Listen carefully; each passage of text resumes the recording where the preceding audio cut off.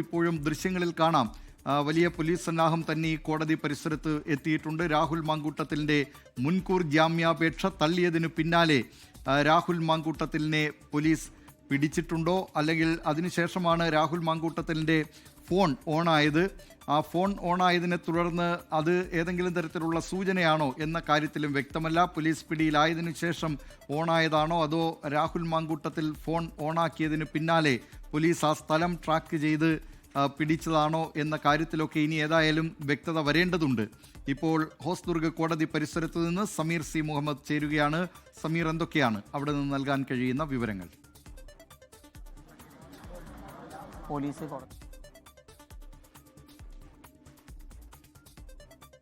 സമീർ, കേൾക്കാമെങ്കിൽ.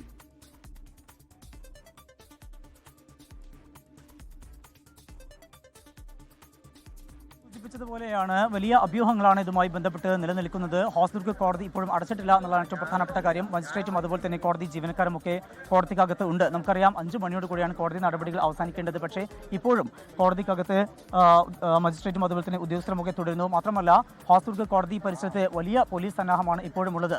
അതുകൊണ്ട് തന്നെ ഇവിടേക്ക് ഒരുപക്ഷെ കൊണ്ടുവരാനുള്ള ഒരു സാധ്യത നിലനിൽക്കുന്നു എന്നാണ് നമുക്ക് മനസ്സിലാക്കാനാവുന്നത്. മറ്റൊരു പ്രധാനപ്പെട്ട കാര്യം, ഇവിടെ പ്രതിഷേധമായിക്കൊണ്ട് BJP പ്രവർത്തകരും അതുപോലെ DYFI പ്രവർത്തകരും ഒക്കെ എത്തുന്നു എന്നുള്ളതാണ്. അതുകൊണ്ട് തന്നെ അത്തരത്തിലുള്ള അനിഷ്ട സംഭവങ്ങൾക്കുള്ള സാധ്യത കൂടി നിലനിൽക്കുന്നുണ്ട്. പോലീസ് കൂടുതൽ സുരക്ഷ ശക്തമാക്കുന്നുണ്ട്.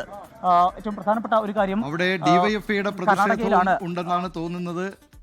DYFI പ്രവർത്തകരെയും ദൃശ്യങ്ങളിൽ കാണാം.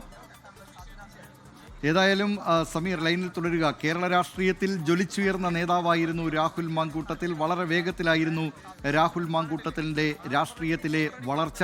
പക്ഷേ എരിഞ്ഞടങ്ങുന്നതും അതേ വേഗത്തിലാണ് എന്നതാണ് ഇപ്പോൾ പ്രേക്ഷകരോട് പറയാനുള്ളത്. രാഹുൽ മാങ്കൂട്ടത്തിൽ നേരത്തെ KSU പ്രവർത്തകനായി തുടങ്ങി. KSUവിൻ്റെ പത്തനംതിട്ട ജില്ലാ പ്രസിഡന്റായി, പിന്നീട് യൂത്ത് കോൺഗ്രസിൻ്റെ സംസ്ഥാന ജനറൽ സെക്രട്ടറിയായി, യൂത്ത് കോൺഗ്രസിൻ്റെ സംസ്ഥാന പ്രസിഡന്റായി, പാലക്കാട്ടെ MLA ആയി. ഈ നിലയിലുള്ള വളർച്ച രാഹുൽ മാങ്കൂട്ടത്തിലിന് ഉണ്ടായി.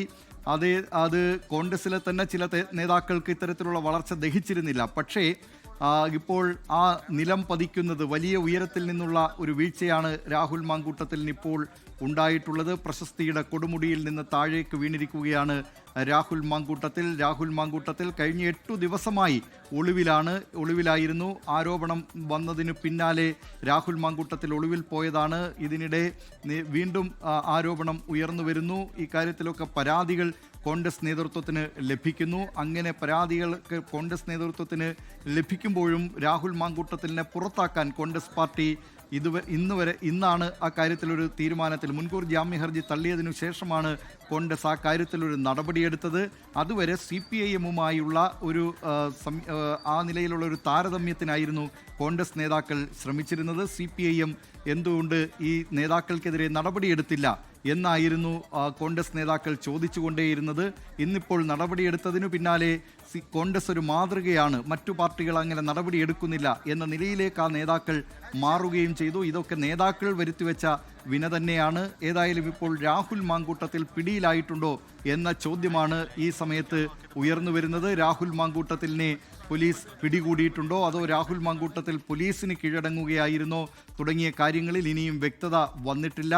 രാഹുൽ മാങ്കൂട്ടത്തിൽ പോലീസ് പിടിയിലായിട്ടുണ്ട് എന്ന അഭ്യൂഹം വളരെ ശക്തമാണ്. അതുകൊണ്ട് കാഞ്ഞങ്ങാട്ടെ ഹോസ്ദുർഗ് കോടതി സമുച്ചയ പരിസരത്ത് വലിയ പോലീസ് സന്നാഹത്തെ വിന്യസിച്ചിരിക്കുന്നു. കാസർഗോഡ് ജില്ലാ പോലീസ് സൂപ്രണ്ട്, കാഞ്ഞങ്ങാട് DYSP തുടങ്ങിയവരുടെ നേതൃത്വത്തിലാണ് ഈ പോലീസ് സന്നാഹം. അവിടെ BJP പ്രവർത്തകർ എത്തിയിട്ടുണ്ട്, DYFI പ്രവർത്തകർ എത്തിയിട്ടുണ്ട്. പ്രതിഷേധിക്കുന്നതിന് വേണ്ടിയാണ്, രാഹുൽ മാങ്കൂട്ടത്തിലിനെ കൊണ്ടുവരികയാണെങ്കിൽ പ്രതിഷേധിക്കുന്നതിന് വേണ്ടിയാണ് BJPയുടെയും DYFIയുടെയും ഒക്കെ പ്രവർത്തകർ അവിടേക്ക് എത്തിയിട്ടുള്ളത്. 8ാം നാൾ രാഹുൽ മാങ്കൂട്ടത്തിൽ പിടിയിലായിട്ടുണ്ടോ എന്ന കാര്യത്തിലൊക്കെ സ്ഥിരീകരണം ഏതായാലും അല്പസമയത്തിനകമേ ലഭിക്കുകയുള്ളൂ. വൈകിട്ടടയ്ക്കേണ്ട ഹോസ്ദുർഗ് കോടതി ഇപ്പോഴും തുറന്നിരിക്കുകയാണ്. അതുകൊണ്ട് തന്നെ ഈ അഭ്യൂഹം വളരെ ശക്തവുമാണ്. പല അഭ്യൂഹങ്ങൾ പല കോണുകളിൽ നിന്നൊക്കെ ഉയർന്നു വരുന്നുണ്ട്. കുടകിൽ നിന്ന് പിടികൂടി എന്ന് പറയുന്നുണ്ട്. കേരളത്തിലേക്കുള്ള യാത്രക്കിടെ പോലീസ് പിടികൂടി എന്ന് പറയുന്നുണ്ട്. അങ്ങനെ ആ നിലയിലുള്ള അഭ്യൂഹം വളരെ ശക്തമാണ്. എവിടെ നിന്നാണ് പിടികൂടിയത്, അങ്ങനെ പിടികൂടിയിട്ടുണ്ടോ, ആ കാര്യത്തിൽ പോലും ആദ്യം തന്നെ ആ കാര്യത്തിലും ഒരു സ്ഥിരീകരണം ഇതുവരെ ഔദ്യോഗികമായി ലഭിച്ചിട്ടില്ല.